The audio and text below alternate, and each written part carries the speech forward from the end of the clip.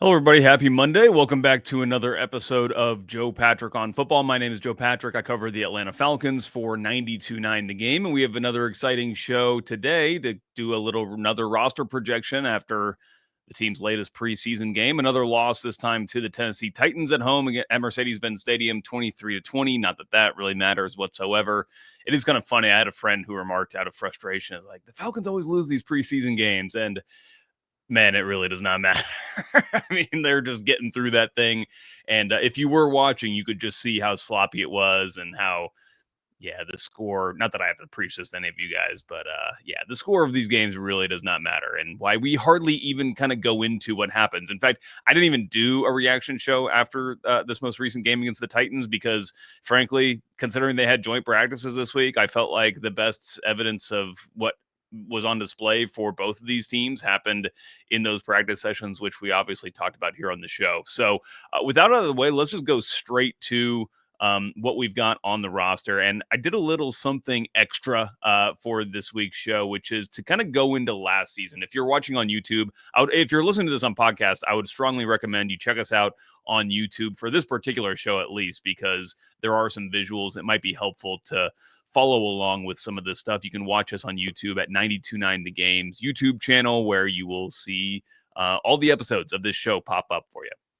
So what I did was I went back through my emails, frankly.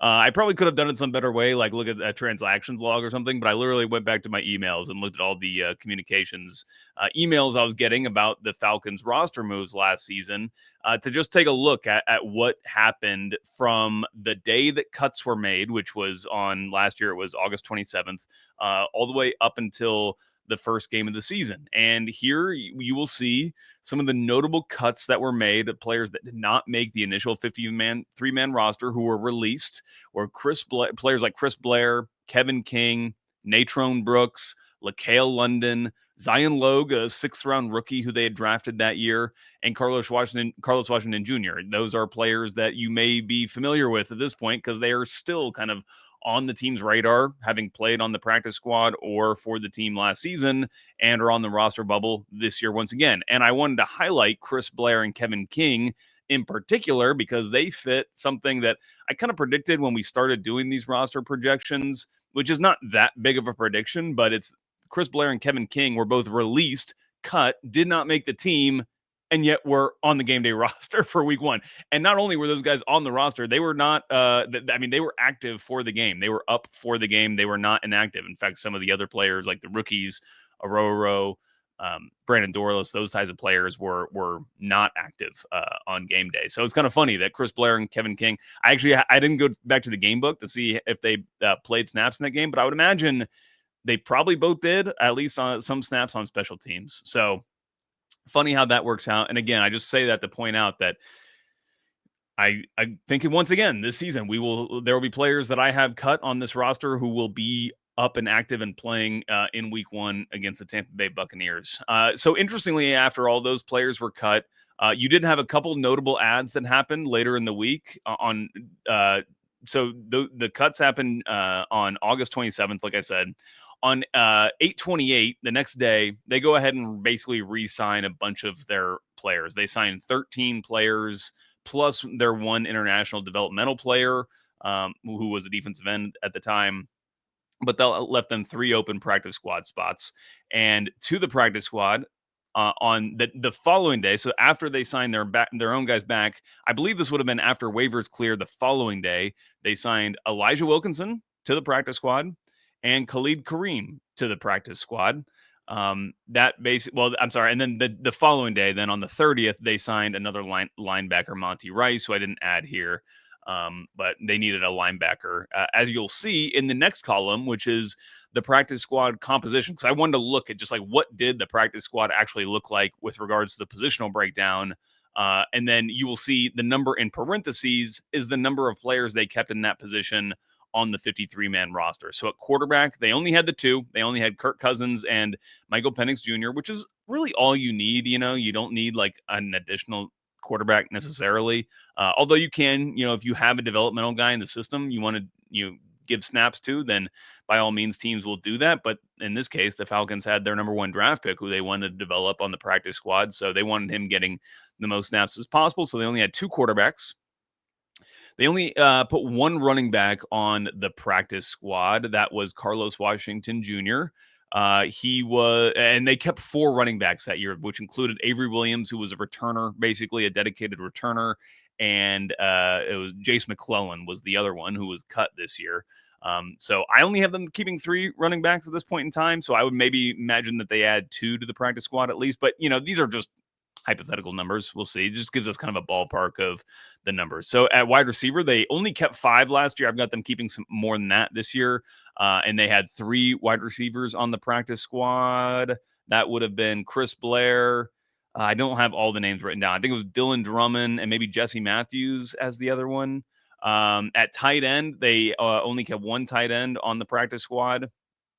I should have written down all these names, I guess, but I believe that one was John Fitzpatrick, who was cut, put him on the practice squad. They kept three offensive linemen. That was one guard and two tackles on the practice squad. And in addition to the 9 they kept on the roster on the 53-man. Defensive line, they kept two interior defensive linemen. They had 8 on that practice squad. They kept 2 edges. They had 4, or I'm sorry, they kept 2 defensive linemen. They had 8 on the 53-man roster. They kept 2 edges as well. I'm also kind of fiddling these numbers around a little bit. They didn't have it characterized the way I would characterize it. Like they had James Smith-Williams on the defensive line. I had him as an edge. But 2 edges, so 6 total edges. 6 total linebackers, 2 in the practice squad, including Monty Rice. And I put D'Angelo Malone as one of these linebackers. And then 2 corners in addition to the 5 they had on the 53-man and 1 safety in addition to the 4. So that gives you a little bit of an idea of what they might do. Again, it's not like they're tied to these numbers whatsoever. So you can obviously expect some fluctuation. But there you go. I just thought that might be a little bit of handy insight to have as we start to go through.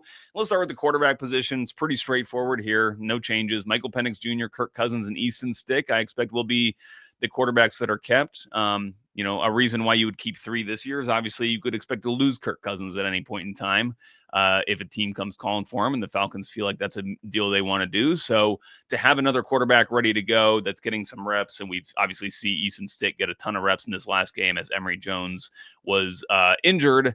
And for that reason, didn't have him on the roster anyway, but Emory Jones will be on the outside looking in here. At running back, got obviously the 3, but I have switched, and you'll see I have some arrows based on players who I either feel like are trending up or down or have been like bumped up into the conversation of players that are kept and then or out into the in contention column. And they're not necessarily listed in order of how that I would contend. We'll talk about some players that are on the very bubble of the roster that include some of these guys who are in contention, but at running back, on the back of Nathan Carter's big 43-yard touchdown run in the game against the Titans, I thought he showed really nice burst there.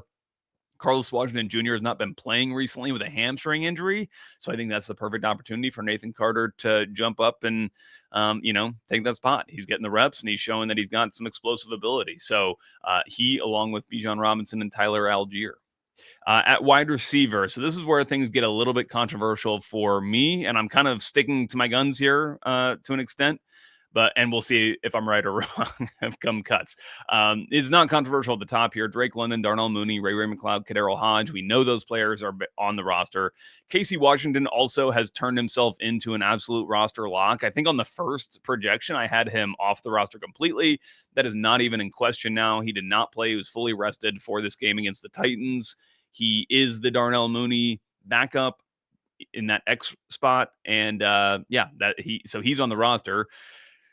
I don't know if this is controversial or not, but David Sills I have on the roster still. I have him trending up because I just feel like he is continuing to improve his standing in front of the coaching staff, although I did have him on the roster last time as well.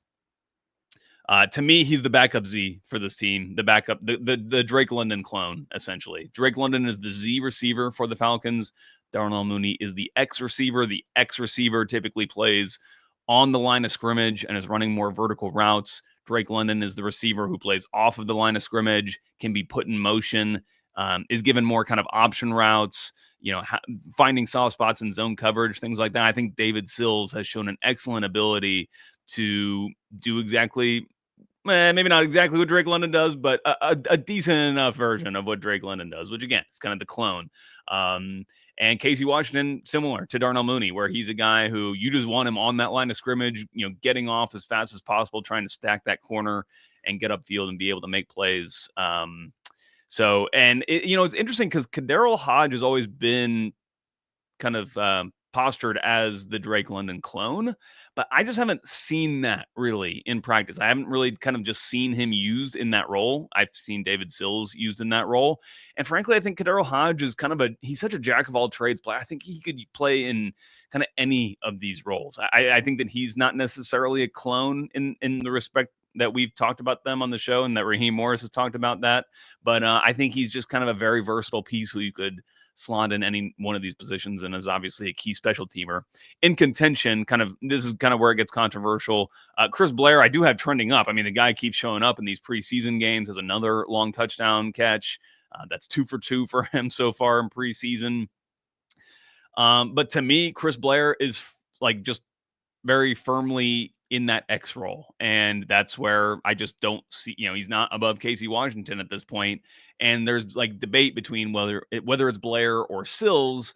And I just think that because of that positional difference, I think that's the reason why you go with Sills over Blair, even though Blair does seem to be very talented, has skills. And like we talked about earlier, he was cut from last year's team and was active for the first game of the season. I wouldn't be surprised if the same exact thing happens this year for Blair if the Falcons are able to sign him back. I think that if he's kept, one of the reasons would be is because they feel like they wouldn't be able to get him back, and maybe these performances that he's had in preseason would kind of cement that other teams are seeing what he's doing in these games and want to take a chance on him. Maybe more controversial for my selections is leaving Jamal Agnew off.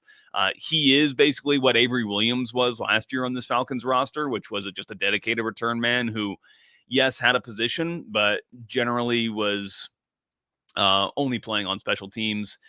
Jamal Agnew, I could very well put him on. Again, when we go to the bubble players at the very end of this, we will see his name pop up again because I think that there's every reason for the Falcons to potentially keep him. But the reason I don't is just because, again, when you're talking about players that you want to keep on this roster and not get poached away from you, these are tough cuts that the team is making. And ultimately, I just kind of feel like he's a player that would be more expendable because you have other players on the roster who could do a decent enough job at what he does in returning kicks. And I'm talking about the D. Alfords, Mike Hughes, some of these receivers, frankly. I think, Ray McCloud obviously has experience, although I'm sure they wouldn't want to use him as a returner now that he's a starter on offense. But generally speaking, I just feel like there's other guys on this roster who can return kicks. Having said that,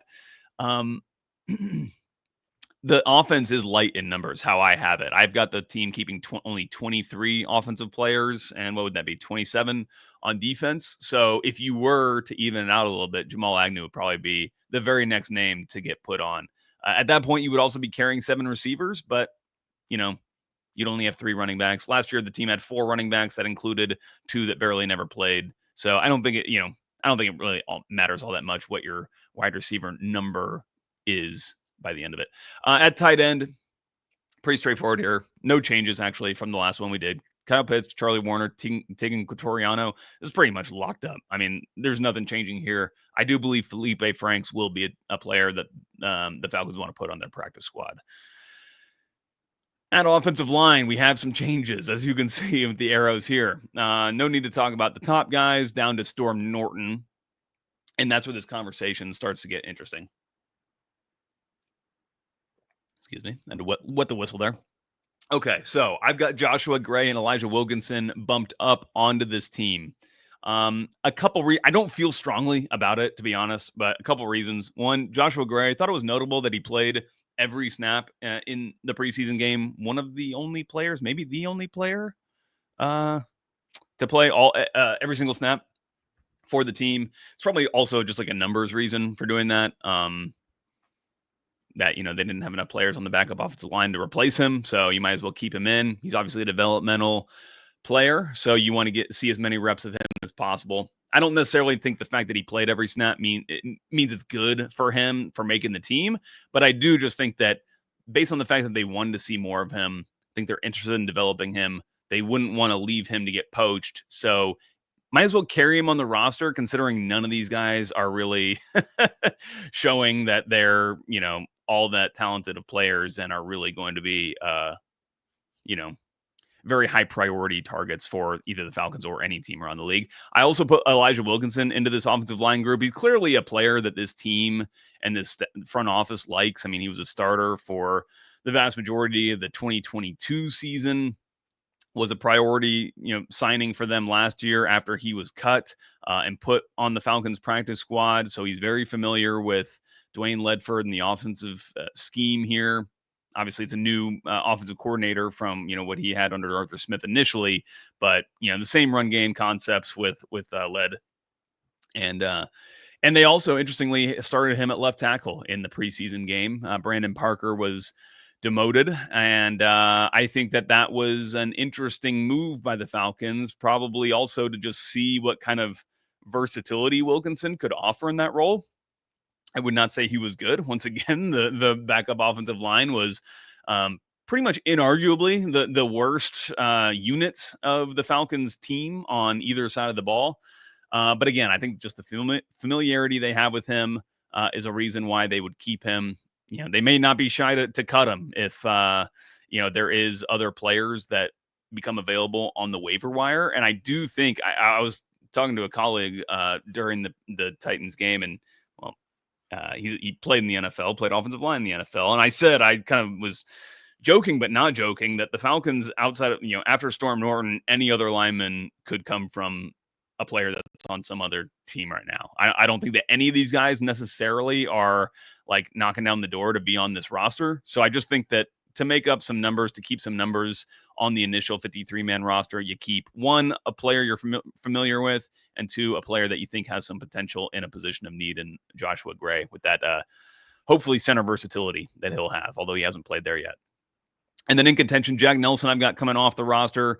Kyle Hinton, Jack Nelson just has not been very good. The team cut a rookie last year in Zion Logue, so it's clear that some of these guys who they feel like are in long need of development, like, they're going to need 3 or 4 years, they're not going to bother cutting them. If they don't get them back, they don't get them back. But I think I'd be hard-pressed to find Jack Nelson being claimed by another team based on what he's shown this preseason. Kyle Hinton is a player who has been on this roster basically since I've been covering the team. I don't think he's ever been off of the 53-man. Having said that, I'm just not sure exactly. I mean, I know that he's a very kind of just power run blocker, basically, and that's his game, and he doesn't really offer much more than that. I just feel like if he's that same player now that he was 3 years ago, you might as well take some swings on some other players. Like, you might as well try to pick up some other players to get cut from around the league to see if they can offer you anything more. Having said that, maybe Dwayne Ledford really likes, maybe he's a security blanket for Dwayne Ledford and just likes having a player like Hinton in the reserve ranks. And I kind of feel the same way about Javon Gwynn. He just feels like he has not really progressed much from, when he was a rookie. Not that we saw him ever when he was a rookie, but just feels like he has not been able to improve his standing amongst these already reserve offensive linemen. And for that reason, it's like, well, if they're already kind of a reserve lineman, you're not really improving, you might as well take swings on some other players from around the league. It's just the only problem is we don't know who those players are going to be. So it's hard to tell how they would compare a player like Gwynn or Hinton or Nelson to some of these other players that they could potentially pick up. Brandon Parker, he seems like he's going to be cut after being demoted. And Jake Hansen is a center who they just recently picked up last week. We, again, had him in contention on this version of the show last week. Don't really know much about him yet, so it's kind of hard to tell exactly how much he's competing with Javon Gwynn. On the defensive line, okay, so this is, again, some interesting decisions are going to be made here. On the team, David Onyemata, Ruka Roro, Zach Harrison, Brandon Dorless. I can't believe I missed that again. Taquan Graham, and then I have put Kentavious Street. I can't remember what I had on the last one. I had Morgan Fox on the last one as my 6th defensive lineman. We're going with 7 this time. I nearly had Fox cut and put LaCale London on this list until I did the exercise of going back and seeing that they had cut LaCale London last year and they were able to get him back on their practice squad. And then also looking at Morgan Fox, he would have about a $3 million dead cap number if they were to cut him. So you probably just keep him. I just got to say, he has not really impressed me. And not to say that I know all that much of what I'm looking at. I don't like to kind of overestimate my own football scouting knowledge or ability, but just in looking at some of the tape, he just seems like he's getting blown up by double teams, not creating much pass rush. He looks light just, in his position in a four-man front. Um, just don't know if it's the scheme for him. But again, they did sign him, after they had the scheme in place. So who knows? I think they ultimately do keep him. He has not been getting like great reps in these preseason games either, though. He barely played against the Lions and then was just kind of getting some sporadic snaps in this game against the Titans and more of the snaps later in the game than earlier. So we'll see. We'll see what happens. Contavious Street, I have also making the roster. Wouldn't be surprised if either of those players are off. I had Contavious Street off of last one, but then on this one, just because I feel like they would want the numbers. Nate Ollie has talked a lot of this week about how much they want to rotate these players through. He said they don't want to play them more than 4 snaps in a row at any given point. So they're going to need a lot of players available for them if they want to continue that into the regular season, especially after you start racking up injuries and things like that.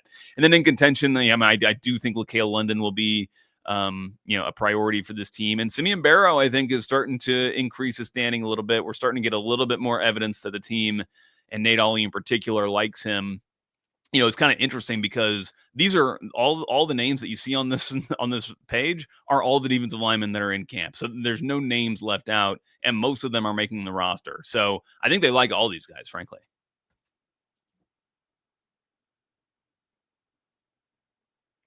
Moving on to edge.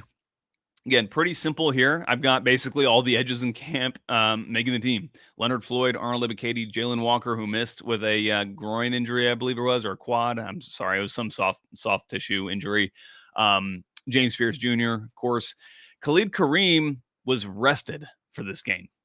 Not sure if he had an injury. We'll get more confirmation of that on Monday when we talk to Raheem Morris. But as far as I know, this was just a straight rest. And, again, team signed him off of waivers last year to add to their practice squad, then ultimately made the roster. So I think he's a player they're going to want to keep around. I think he's impressed them, and he has been playing on special teams. I noted in the first game he was playing on punt team, and if they are going to cut some of these players like D'Angelo Malone, who you see in the other column, then they're going to need some of these edge players to be contributors on special teams where you need players to be able to run and tackle. Basically, that's a lot of what you're looking for when we talk about like special teams players who can move in space, so tight ends, edges, linebackers, who's big, can move in space, and can tackle. That's what they're looking for. But I thought it was interesting. Khalid Kareem was on punt team as a protector. Going on to the linebackers, we've got Caden Ellis, Divine Diablo, Troy Anderson, and J.D. Bertrand making the team. No changes there. I kept wanting to put Josh Woods on here, but the numbers it's hard to make it work. And ultimately, I do think that Josh Woods is a player who, as we've talked about before, the team will be able to get back. And I think that he would be one of the players I'm looking at as one of those players who is quote unquote released and cut from the 53-man roster, but is still active on game day against the Tampa Bay Buccaneers because he can play special teams and has, just to me, he can play special teams and has more functionality as a football player on defense than D'Angelo Malone is, who we just saw on the last sheet. I still have him as an edge. I'm very low on D'Angelo Malone as a football player outside of special teams. Again, I think he's a great athlete. He can run and tackle in space, that kind of thing. But we see him commit lots of dumb penalties. It happened again in this game, or maybe it was the Lions game. I can't remember, but he just looks a little odd. He just doesn't look like he's very settled in any one position at this point. Caleb Johnson, another linebacker who's been around, did not impress me in this particular game. We'll see what happens with him. And then Ronnie Harrison Jr. is the recent signing who was a safety, and they're converting him to try to play linebacker. I wonder if he'll be guy they feel like can stick around on the practice squad to continue that development. At cornerback, we've got some more changes here, and I felt a little bit foolish or silly right after we recorded the last episode of this, where it was kind of headlined by the fact that Kobe Bryant was on the roster. We find out that he has another injury, which was a multi-week injury. He's week to week, according to Raheem Morris. And that basically means that he's not going to make the roster. He's just not going to have played enough football. He will have only played like for about 1 week, 1 or 2 weeks of training camp. Just not enough, not enough of a sample size on him. But again, I think he'll be a player that they target. But anyway, to get back to the players who I think are making the roster, it's pretty much standard here of what a lot of people are kind of narrowing in on. AJ Terrell, Mike Hughes, D. Alford, Billy Bowman, of course, and then Natrone Brooks comes back into the team from where I had him last, and Mike Ford, who is basically a special teams player. As I said on the previous show, like Natrone Brooks, I had him out of the cornerbacks on the roster, not by any of his own faults or having played poorly at all. It was just like I felt like Kobe Bryant was a player that the Falcons felt like they would lose, and they didn't want to lose, so they wanted to keep him on the roster. But at this point, that's just not going to happen with the little amount that Bryant has played at this point. I wanted to put C.J. Henderson on this list of players making the team because Lamar Jackson has also taken a sharp fall. At one point, I feel like Lamar Jackson was maybe like, in terms of just like overall cornerbacks who they liked. I mean, it's hard because they're different positions, but I thought he was looking really, really good early in camp, but he's just really fallen off and has not looked good in either of these preseason games. And I think the fact that they did sign C.J. Henderson is also evidence of Lamar Jackson's stock slipping, because these are kind of the bigger corners, like and Kobe Bryant as well, with the length that he has. Even though he's slight, obviously he's long and has better matchups against bigger receivers than a Natrone Brooks, Billy Bowman, D. Alford. Like a lot of these guys are just undersized corners. And I think the fact that they signed C.J. Henderson speaks to the fact that they are still looking for that bigger bodied corner to have on the roster. I think that he's a player who very well could make the roster, C.J. Henderson. Just hard to put him on at this point in time, considering he has not played for the team yet, didn't play in this game, in this preseason game. So, but I think he's very, very close. Oh, and then I didn't even mention, because I don't even like consider it controversial basically at this point to talk about Clark Phillips III as being off of this roster at this point. He's a player who's not playing with a rib, so he's missing reps. And what I've noticed in practice is he gets flagged a lot. Because he has to like try to go up and make plays on the ball, considering his size. If he doesn't do that, it's going to be a completion and a tackle. But he's not like knocking the ball out, is what I mean. But he often interferes. I think it's because of the size. Like the size is a problem. It's just a problem. It's hard for him at this level.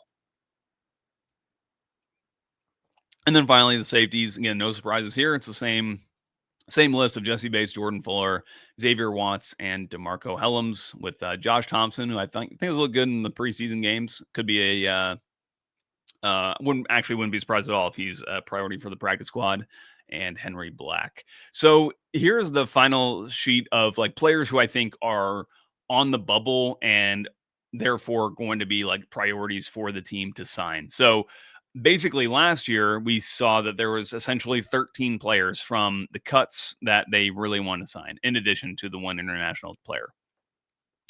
And so here's a similar list this year.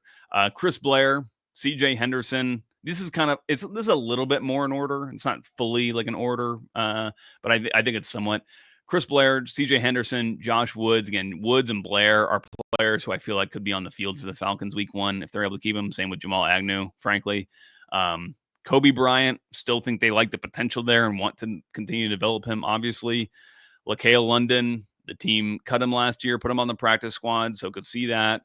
D'Angelo Malone, again, like while I think they like him as a special teams player, similar to like Jamal Agnew. Like he is that good on special teams. It's just hard for me to make space for him on the roster given the lack of functionality anywhere else. Offensive line, we talked about these guys who are off of the roster right now. I could see all three of them, being practice squad guys who they want and are able to elevate whenever they need. Jack Nelson is obviously a developmental tackle. Jovan Gwynn, Jake Hansen, or a center. Like, they just need someone who can play center. I kind of feel like it's going to be between the three of these, it'll be the center. It'll be some center that has more NFL experience that's cut from some other team. I just feel like having experience there behind Ryan Newsel, a first year full starter, would be a wise idea. And then Kyle Hinton, Carlos Washington Jr., he's a player who I initially would have had on the roster. He's just missed too much time lately in camp. So I think they still like him, though, have him. Simeon Barrow Jr., he's somebody asked me about him a couple weeks ago about how he's doing. And frankly, he hadn't really gotten much time in practices, but we've been able to see more of him in some of the games. And we've also noticed, I noticed Nate Ollie kind of really talking him up in like Nate Ollie's mic'd up section, which is, maybe very speculative on my part, but who knows, maybe it means something.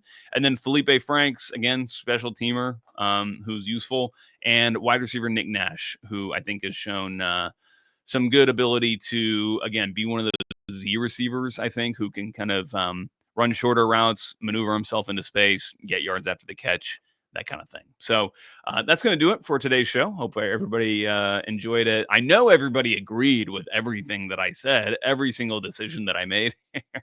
And I mentioned this when Tori McElhaney from AtlantaFalcons.com put out her 53-man roster projection on, I believe it was Friday. There's just like a million different ways you could slice this thing. And again, just looking at this last page of these players who are on the bubble, like any of these players, most of these players could make the 53-man roster, and I wouldn't be shocked by it. So there's tons of different ways the Falcons could do this thing, and there will certainly be moves made with other players around the league coming into this Falcons roster after the cut happens. So thank you guys. We'll be back for tomorrow's show talking about something, I'm sure. I haven't planned it yet, but lots more action to come with the final preseason game coming up this Friday. Then the team will basically have a week off before they get into the first game week of the season. So that'll be exciting, and we'll see y'all then.